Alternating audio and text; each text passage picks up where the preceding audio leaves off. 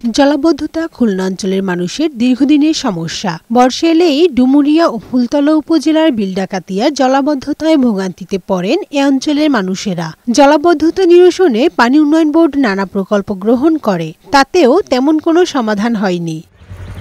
জলাবদ্ধতা নিরসনে এবছর বেশ কিছু খাল খনন করা হয়। বিলডাকাতিয়ার পানি নিষ্কাশনের জন্য শৈলমারী নদীর 10 ভোল্টের স্লুইস গেটে উচ্চ ক্ষমতা সম্পন্ন দুটি পাম্পও বসানো হয়েছে। তবে এসব প্রকল্প কোনো কাজে আসবে না বলে আশঙ্কা স্থানীয়দের। ঘরের ভিতরে পানি ঢুকে গেছে, বারান্দা সব তলায় গেছে।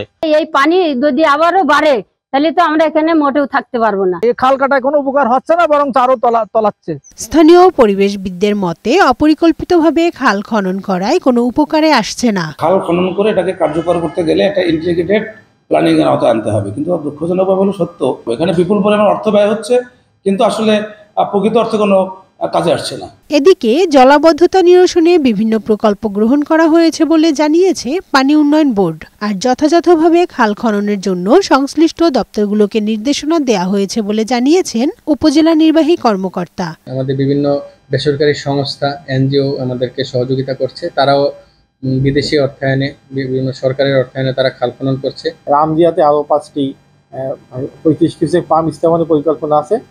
এই পাম্প স্থাপন করা হলে আশা করছি জলাবদ্ধতা অনেক নিরসন হবে, এবং সাথে সাথে এই প্রকল্পের সাথে লোয়ার শৈলমারী, আপার শৈলমারী নদী সহ ভিতরে ইন্টারনাল খালগুলো, সেই খালগুলো খননের পরিকল্পনা আছে।